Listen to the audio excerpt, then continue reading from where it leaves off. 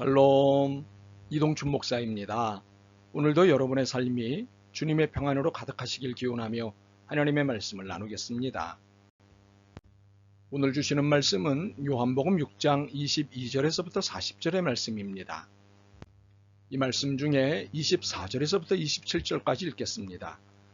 무리가 거기에 예수도 안 계시고 제자들도 없음을 보고 곧 배들을 타고 예수를 찾으러 가버나움으로 가서 바다 건너편에서 만나 랍비여 언제 여기 오셨나이까 하니 예수께서 대답하여 이르시되 내가 진실로 진실로 너희에게 이르노니 너희가 나를 찾는 것은 표적을 본 까닭이 아니요 떡을 먹고 배부른 까닭이로다.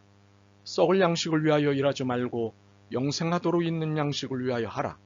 이 양식은 인자가 너희에게 주리니 인자는 아버지 하나님께서 인치신 자니라. 아멘. 요한복음 6장 22절로부터 40절 말씀을 본문으로 영혼의 밥을 위해 라는 제목으로 말씀을 나누도록 하겠습니다. 오병이어의 사건은 엄청난 파장을 일으켰습니다. 예수님 스토커들이 생겼기 때문입니다. 오병이어의 사건이 있고 그 다음날 한 무리의 사람들이 오병이어 사건 현장에 나타났습니다. 그들은 궁금한 것이 많았습니다. 특히 예수님이 어디 계시는지에 대해 궁금했습니다. 탐문 끝에 거기에 배 한 척만 있었다는 것과 예수님께서는 제자들과 함께 그 배를 타지 않으셨고 제자들만 따로 떠나갔다는 사실을 알았습니다. 그런데 그들의 뒤를 이어 디베레에서 온 배 몇 척이 그곳 오병이어 사건이 있었던 곳에 온 곳입니다. 어제는 참석을 안 했지만 소문 듣고 온 사람들이었습니다. 무리는 거기에 예수도 안 계시고 제자들도 없는 것을 알게 되었습니다. 그러자 그곳에 모인 모든 사람들이 배를 나누어 타고 예수님을 찾아 가버나움으로 갔습니다. 끈질긴 추적 끝에 드디어 바다 건너편 가버나움에서 예수님을 만나게 되었습니다. 얼마나 반가웠겠습니까? 아이고 선생님 언제 여기 오셨습니까? 그런데 이렇게 반가워하는 스토커들을 향해 예수님께서 보이신 반응은 이상했습니다. 스토커라서 그러셨을까요? 세상에 여기까지 찾아와 주다니 참으로 고맙네 라고 하셨어야 맞습니다. 그런데 예수님은 이렇게 말씀하셨습니다. 26절입니다.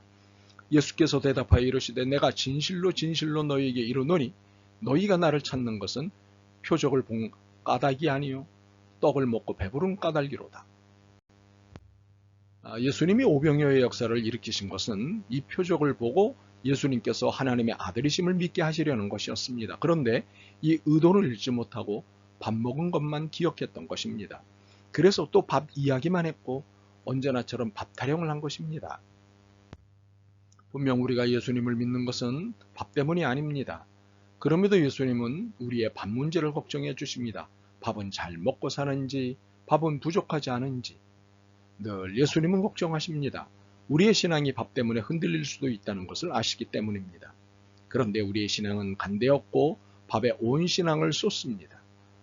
우리가 집중해야 할 걱정은 신앙인데 신앙은 밥에 묻히거나 밥과 동격이 되고 맙니다. 밥이 없다면 신앙은 의미 없다는 태도를 보입니다. 물론 밥 때문에 신앙이 흔들릴 수 있습니다. 그런데 밥이 없으면 신앙도 없는 것일까요? 우리의 이런 생각을 집어내신 예수님은 27절을 말씀하셨습니다. 썩을 양식을 위하여 일하지 말고 영생하도록 있는 양식을 위하여 하라. 이 양식은 인자가 너희에게 주리니 인자는 아버지 하나님께서 인치신 자니라. 27절을 설명하겠습니다. 그리스도교는 밥이 필요 없다거나 덜 중요하다고 말하는 종교가 아닙니다. 밥은 중요하다고 가르치는 종교입니다. 그렇습니다. 밥은 중요합니다. 그러나 밥이 중요하다며 밥만을 위해 사는 것은 참으로 안타까운 일입니다. 밥은 썩는 것입니다. 밥도 썩고 밥을 먹은 육체도 썩습니다. 그러기에 밥만을 위해서 살면 반드시 허무해집니다. 그래서 예수님께서 하신 말씀입니다. 썩을 양식을 위하여 일하지 말고 영생하도록 있는 양식을 위하여 하라. 우리가 물질을 추구하는 한 인생의 허무함을 반드시 만나게 됩니다. 물질은 영혼을 만족시키는 충분 조건이 되지 않기 때문입니다. 필요 조건이기는 해도 충분 조건이 아니기 때문입니다. 그러므로 더욱이 그리스도인은 육체의 필요를 채우는 데 쓰는 에너지보다 영혼의 필요를 채우는 데 쓰는 에너지가 많아야 합니다. 더 힘주어 말하자면 우리의 에너지는 영혼의 필요를 채우는 데 훨씬 많이 써야 합니다. 육체의 필요를 위해 더 많은 에너지를 쓰는 것은 허비일 뿐입니다. 인생을 허비할 뿐입니다. 예수님의 말씀에 그들은 우리가 어떻게 하여야 하나님의 일을 하오리까 하고 묻습니다. 그들은 썩을 밥이 아닌 썩을 육체를 위해서가 아닌 영원한 밥을 위해서 무엇을 해야 하는지를 물은 것입니다. 이 질문에 예수님은 29절을 대답하셨습니다. 하나님께서 보내신 일을 믿는 것이 하나님의 일이니라. 하나님의 일은 하나님께서 보내신 일을 믿는 것이라고 대답하셨습니다. 무슨 뜻입니까? 하나님께서 보내신 이에게 너의 삶을 모두 걸라는 뜻입니다.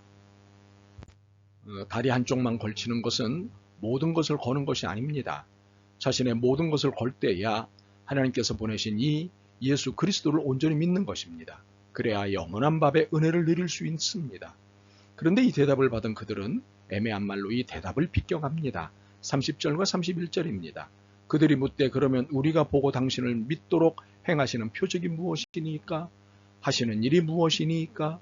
기록된 바 하늘에서 그들에게 떡을 주어 먹게 하였다 함과 같이 우리 조상들은 광야에서 만나를 먹었나이다. 이들의 말인즉 당신이 누구시며 어떤 일을 하시려는지 알 수 있도록 단서가 될 만한 것을 보여주시면 어떻겠느냐는 것이었습니다. 그러면 우리가 알아보고 나서 우리의 삶을 당신께 걸겠다고 제안한 것입니다. 그러면서 든 얘가 밥 이야기였습니다. 모세가 광야에서 밥을 먹게 해주었다는 이야기를 꺼낸 것입니다. 이 말에 예수님은 참으셨습니다. 참으시고 그들의 질문에 곧바로 대답을 주셨습니다. 32절과 33절입니다. 예수께서 이르시되 내가 진실로 진실로 너희에게 이르노니 모세가 너희에게 하늘로부터 떡을 준 것이 아니라 내 아버지께서 너희에게 하늘로부터 참떡을 주시나니 하나님의 떡은 하늘에서 내려 세상에 생명을 주는 것이니라. 자신들에게 곤란한 것을 애매한 질문으로 피해가는 그들의 편리한 사고에 예수님께서 주신 대답은 이런 것입니다. 그 이야기의 진정한 의미는 모세가 여러분에게 하늘에서 내려온 밥을 주었다는 것이 아니요, 지금 이 순간에 내 아버지께서 여러분에게 하늘에서 내려온 밥, 곧 참된 밥을 주신다는 뜻이요. 하나님의 밥은 하늘에서 내려와 세상에 생명을 주는 것이요. 예수님의 모세의 광야의 밥 이야기가 그 당시 이야기가 아닌 지금 눈앞의 이야기임을 말씀하시자 이 사람들의 태도가 극관심으로 변했습니다. 그렇다면 주여, 이 밥을 항상 우리에게 주소서.